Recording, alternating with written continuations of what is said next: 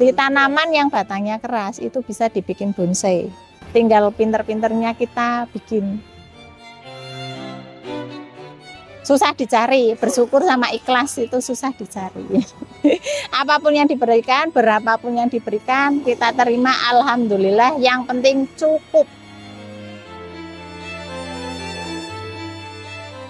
Pinginnya kan seperti itu sih Mas, semua orang tua pinginnya kan nanti besok nek wis tuwa kuwi ayem. Delok anak-anake seneng. Kan kok ngono kuwi tujuane wong tuwa. Perkenalkan, saya Bu Ase, biasa dipanggil Mbak Ase. Nggih. Tempat tanggal lahir Pekalongan 12 September 84. Udah tua Mas, udah 40 tahun. Udah tua, udah 40 tahun. Asli Pekalongan. Untuk keseharian dia sebagai petani Mas di sini. Petani bonsai tapi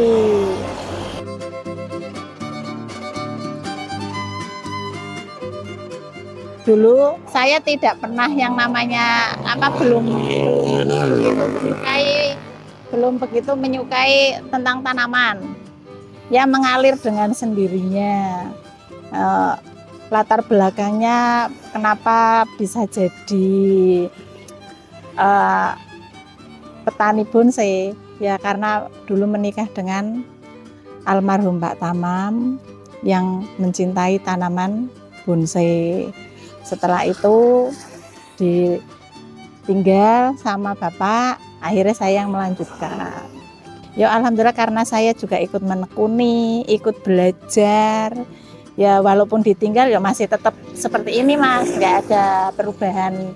Maksudnya kalau walaupun sudah ditinggal almarhum terus tempatnya kok jadi runggut, apa jadi nggak terawat, itu malah enggak. Malah sekarang malah kecenderungan lebih tertata rapi tempatnya sekarang. Dan sekarang saya sudah menikah lagi dengan Pak Aziz, Pak Aden yang ikut bareng-bareng di sini membangun kembali, memperbesar kembali, menata ulang kembali di sini. Full di sini Mas, tidak pernah kemana-mana. Kegiatan sehari-hari ngresiki suket Mas, bersih-bersih, ya rapi-rapi tanaman, bersih-bersih ya gitu, sama nunggu pembeli datang. Saya ada anak buah, karyawan ya Mas ya, trainer yang sudah ahlinya, ikutnya tenaga ahli, lah terus ada karyawan lagi sebagai tenaga, ya ikut rapi-rapi, ikut bersih-bersih, ikut bantuin kayak gitu. Ya kalau saya di sini kan karena tidak beli ya Mas ya, semua proses kan dari bikin semua, dari proses pertama cangkok dulu, terus diprogram, terus dibikin sampai dijadikan bahan setengah jadi yang sudah siap jual. Kadang kan ada juga pembeli yang dari luar datang ke sini carinya bahan-bahan kecil-kecilan yang cangkok-cangkokan atau stekan kayak gitu. Jadi prosesnya panjang.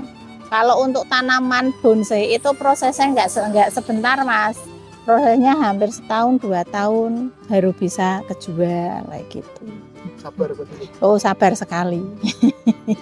Kalau sudah pegang bonsai itu berarti ciri-ciri orang sabar. Paling sabar. Paling sabar soalnya tanaman dari kecil bisa jadi besar, ataupun tanaman itu dari kecil bisa jadi tadinya yang jelek jadi cantik, jadi bagus, jadi siap dijual, menarik pembeli. Itu prosesnya lama. Dulunya awal mulanya ya beli Mas, karena tidak ada kan kita beli dulu, tapi belinya kali paling kan beberapa pohon yang saya di sini tidak ada. Terus saya tanam hingga besar, saya cangkok-cangkok, saya setek, akhirnya jadi banyak dan itulah yang dibudidayakan seperti itu. Biar tidak mendongkel di hutan, kan kasihan hutannya. Sekarang kan hutannya sudah punah, banyak pohonan yang didongkel-dongkel, daripada dongkelnya di sini saja yang sudah tak siapkan, budidayanya banyak. Kita itu seneng lah ngerawat tanaman. Yang pertama itu kalau untuk tanaman itu seneng dulu Mas.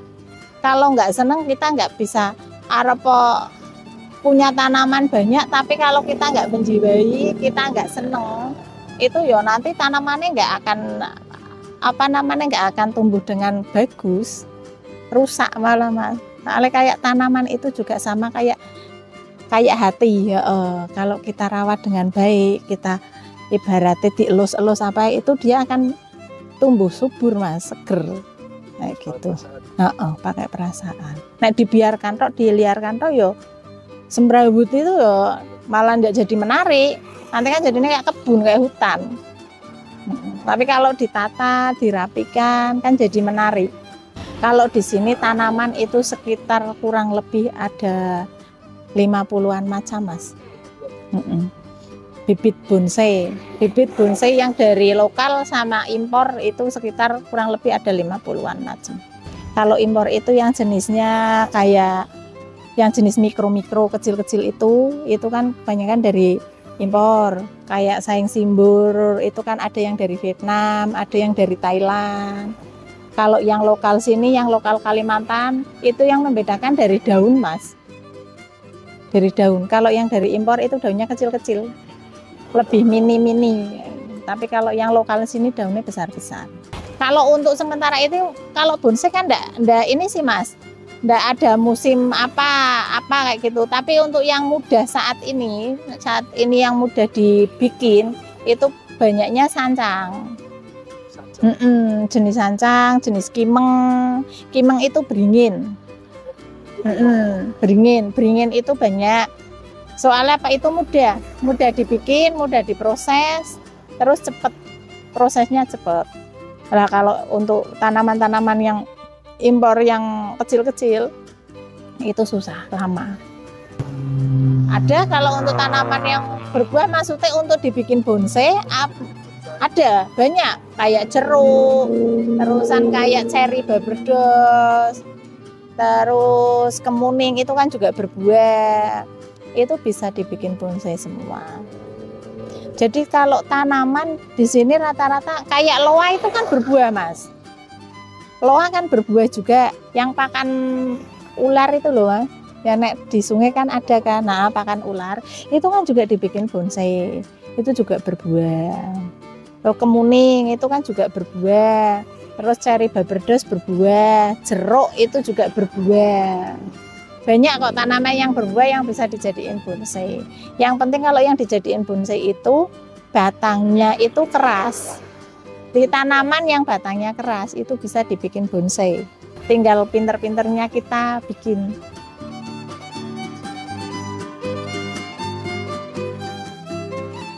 Kalau media itu semua tanaman sama kalau untuk bonsai mas.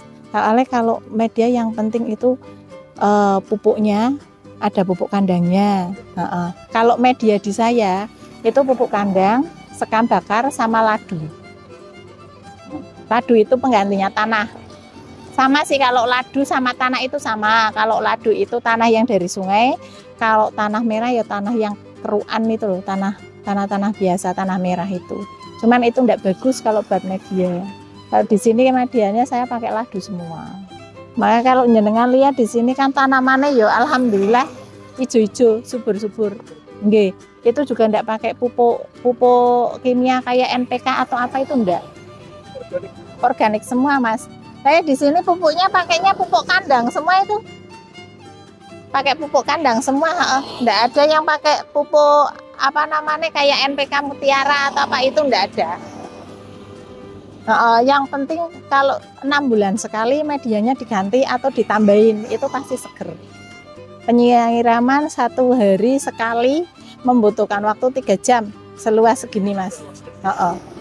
3 jam dikerjakan 3 orang, 1 orang 1 jam, dari jam 3:30 sampai 4:30.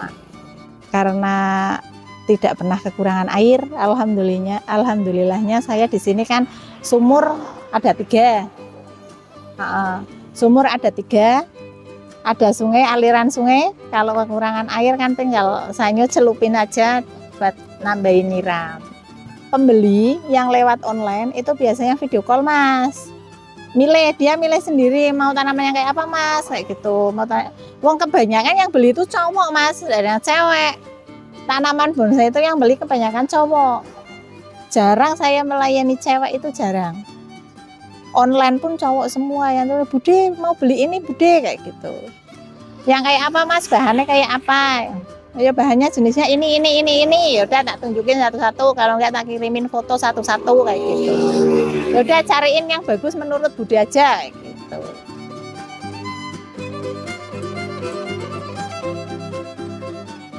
Tempat saya itu berarti terbesar se-Pekalongan, Batang, Tegal Mas, Pemalang. Ya, satu kali paling besar di sini. Mungkin kalau yang dari Jakarta pada datang ke sini aja bingung, langsung bingung. Loh, kok banyak sekali, Mbak? Aduh, aku milihnya apa ya? Tujuannya dari sana belinya apa, sampai sini akhirnya belinya apa, bingung. Karena ada semua, jadi bingung. Kemarin kemarin dari Kalimantan datang ke sini, pas kebetulan dia pulang, terus mampir ke sini, yo begitu, bawa bahan-bahan dari sini, walaupun udah punya tapi masuk ke sini, wih lah kok banyak banget.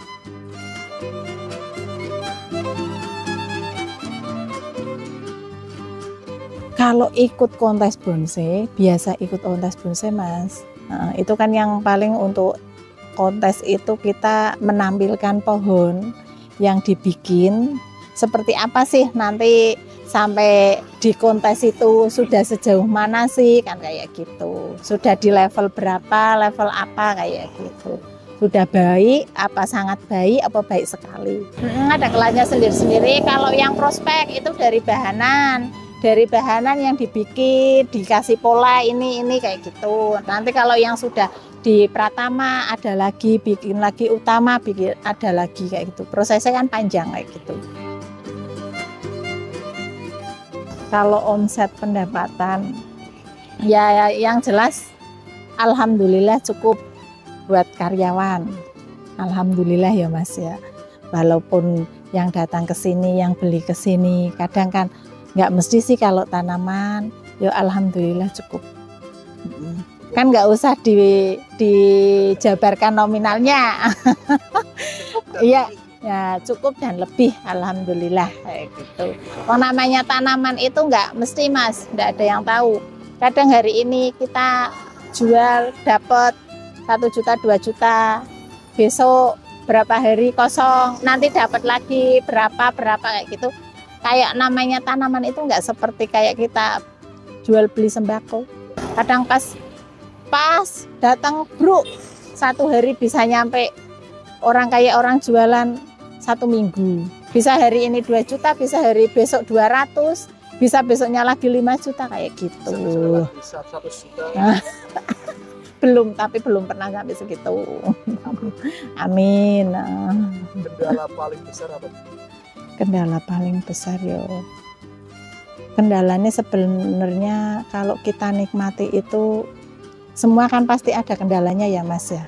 Tapi kalau kita nikmati itu ya sebenarnya kendalanya ndak ada sih Mas, biasa-biasa saja. Kendalanya apa? Kalau kita jualan paling kendalanya ndak ada pembeli, itu sudah wajar, biasa. Atau kalau untuk tanaman yang mati ya sudah biasa, sudah wajar. Wong namanya kita nanam kan nggak terus hidup terus, kan ada yang mati, ada yang apa, kan kayak gitu. Kuncinya itu bersyukur.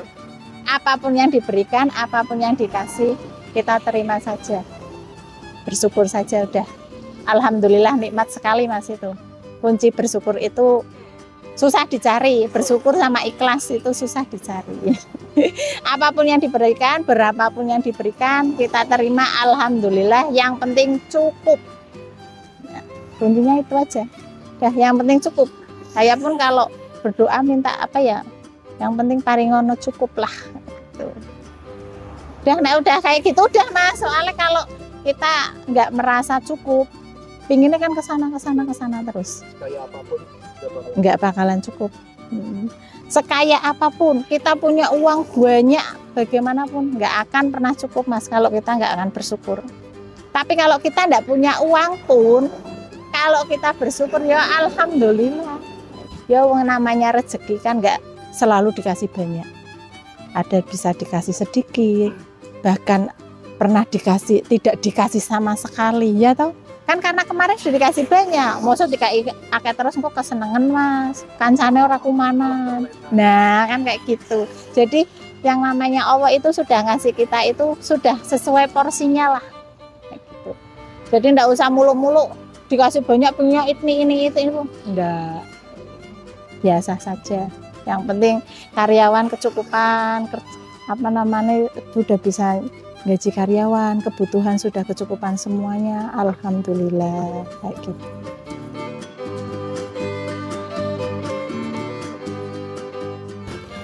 Pemacu yang terhebat ya Mas ya, untuk diri saya sendiri, keluarga. Ya kan, saya kan nggak mungkin untuk diri saya sendiri, saya nggak mungkin akan mengandalkan orang tua terus Mas.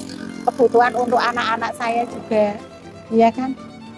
Yo anak-anak dan keluarga itu yang menjadi pemicu, yang menjadikan saya semangat selalu berjuang, berusaha bagaimana untuk kebutuhan anak-anak kedepannya harus seperti apa. Itu kan wong seorang ibu itu kan punya anak. Iya kan, harus nggak hanya seorang bapak yang memikirkan, tapi justru malah ibu yang berat, yang memikirkan semuanya. Kalau bapak kan biasanya sudah bekerja, ngasih rezeki, udah kan nggak memikirkan yang macam-macam ini itu dan lain-lain. Tapi kalau ibu itu masih banyak urusannya. Tujuannya untuk mereka. Bagaimana nanti ke depannya anak-anak biar bisa seneng, kan tujuannya itu. Alhamdulillah nanti kalau saya dan suami untuk masa tuanya biar enak lah kayak gitu. Pinginnya kan seperti itu sih Mas. Semua orang tua pinginnya kan nanti besok nek wis tua kuwi ayem. Ndelok anak-anake seneng. Kan kok ngono kuwi tujuane wong tua.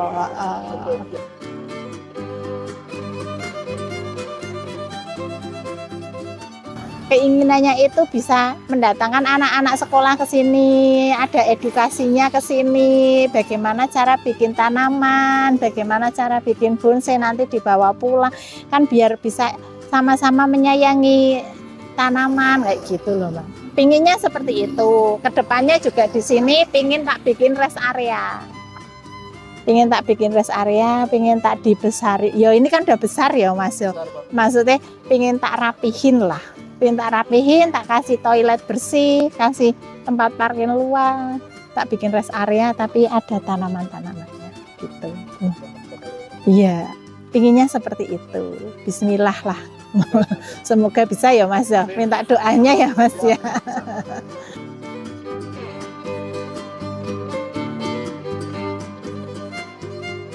Bismillah, kita tekuni saja apa yang kita suka. Pekerjaan apapun yang kita senangi, kita nikmati Mas. Nanti akan membuahkan hasil, akan menjadi kita sukses. Kalau pekerjaan apapun, kegiatan apapun tidak kita syukuri, kita tidak senangi, itu tidak akan membuahkan hasil. Karena kesuksesan itu kuncinya dari diri kita sendiri. Satu, percaya. Kedua, tekun. Wong namanya pekerjaan kan harus ditekuni Mas. Kalau nggak ditekuni nggak akan berhasil. Mungkin itu saja nggih Mas nggih dari saya. Terima kasih banyak untuk mas-masnya. Udah seperti itu aja. Terima kasih. Wassalamualaikum warahmatullahi wabarakatuh. Makasih nggih Mas nggih.